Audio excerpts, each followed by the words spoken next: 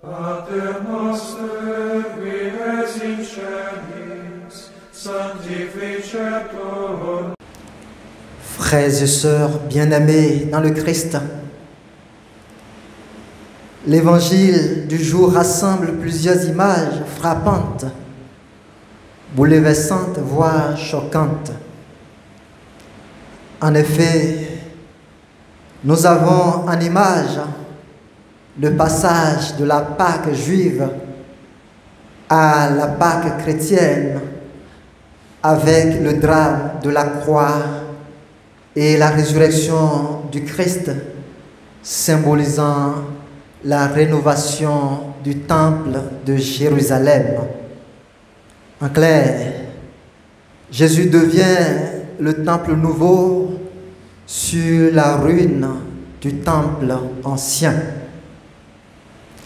La scène de l'évangile se situe au début du ministère public de Jésus, selon l'évangéliste Saint Jean, à l'approche de la Pâque juive, commémoration de la sortie des Hébreux de l'Égypte et passage de la mer à pied sec. Jésus se rendit à Jérusalem et entra dans le temple. Au même lieu, 18 ans plus tôt, à l'âge de 12 ans, animé d'un zèle ardent pour la maison de son père, il était là, assis au milieu des docteurs de la loi, les écoutant et les interrogeant avec une connaissance des Écritures et une intelligence qui laissait son auditoire stupéfait par la sagesse de ses réponses. Déjà, à cette époque-là, il disait à Marie et à Joseph qui le cherchaient que ce lieu était la demeure de son Père où il devrait être. Manifestement, il professe un respect profond pour le temple. Le temple était le cœur de la vie d'Israël. Dans le Saint des Saints, le lieu le plus sacré, se trouvait l'Arche de l'Alliance qui contenait les tables de la loi dont parle la première lecture de ce jour. Dans le Saint, l'autel des parfums, les chandeliers et la table des pains d'offrande, et à l'extérieur du Saint, l'autel des holocaustes. Tous ces éléments traduisent le fait religieux et justifient l'existence même du temple comme sanctuaire, lieu de prière, de sacrifice et de fête liturgique. Mais cette visée première du temple est supplantée par une autre réalité, la place importante accordée au trafic, au commerce, à l'intérieur même du temple. L'institution religieuse est alors contrebalancée par Mammon, la propreté subtile au gain. Dans le temple, Jésus trouva installés les marchands de bœufs, de brebis et de colombes, et les changeurs. Pour vous et moi, nous sommes bien au cœur d'un marché bien animé, avec la garantie d'une bonne circulation des devises. Pour le rabbi de Galilée, l'évidence de la déviance est notoire. Ce marché n'a pas lieu d'être. Il choisit de purifier le temple dans un zèle ardent, en chassant aussi bien les marchands que les animaux. Cessez de faire de la maison de mon Père une maison de commerce. Pour Jésus, cette pratique n'a rien à voir avec la piété, mais pour les tenants du temple, ces animaux étant destinés au sacrifice, il allait de soi que les choses soient ainsi.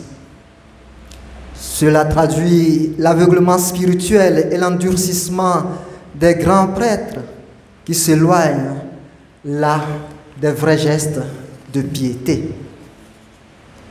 Jésus, jusque-là inconnu de l'autorité religieuse, est appelé à justifier son acte.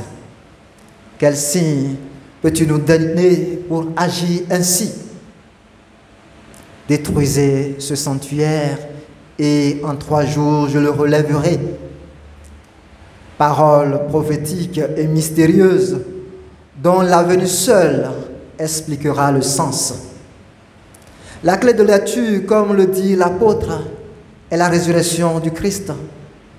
3 jours après sa douloureuse passion et sa mort sur la croix, le corps du Christ livré à la mort à l'autel de la croix, l'anéantissement de l'infini au supplice de la croix en sa chair pour le rachat du genre humain, correspond à la destruction du sanctuaire dont le relèvement est l'affranchissement du Christ des limites de la matière par sa résurrection. Jésus devient dès lors en son corps le nouveau sanctuaire dont il est lui-même la victime, l'autel et le prêtre. Au moment de son dernier soupir, le déchirement du voile du Saint des Saints montre que l'ancien sanctuaire perd son caractère sacré. Le temple juif a fini de remplir sa fonction de signe de la présence divine et fait place au temple nouveau. Frères et sœurs, héritiers du temple nouveau de Dieu, jubilons avec Saint Paul de notre condition nouvelle de membres de corps du Christ. En effet, alors que les Juifs réclament des signes miraculeux et que les Grecs recherchent une sagesse, la sagesse de ce monde, comme nous le voyons en ces temps-ci sur des questions d'homosexualité et de mariage pour tous, nous proclamons un Messie crucifié qui est puissance et sagesse de Dieu. Aujourd'hui, nous n'avons point besoin d'aller à Jérusalem pour adorer le Seigneur. Le temple n'y est plus depuis près de 2000 ans. Ou à Rome, la ville éternelle, pour adorer Dieu. Mais c'est en esprit et en vérité que nos personnes, temple de l'Esprit Saint et membres du corps du Christ, sont appelés à louer, à bénir et à annoncer la bonne nouvelle du salut. C'est pourquoi l'Église met sous nos yeux ce matin le décalogue pour nous rappeler les exigences de notre vie chrétienne à la suite du Christ. Elle nous rappelle que les 10 paroles indiquent les conditions d'une vie libérée de l'esclavage, du péché. Le décalogue est pour nous un chemin de vie qui nous permet d'examiner notre conscience et de nous conformer à l'appel du Christ, le temple nouveau. À notre baptême, nous devenons le temple de l'Esprit Saint. Laissons au Christ le soin de démolir à nous les lieux d'idolâtrie, les autels de la mort spirituelle, afin que, vivant comme des pierres vivantes en son Église, nous soyons sel de la terre et lumière du monde, pour la gloire de Dieu et le salut des âmes. Amen.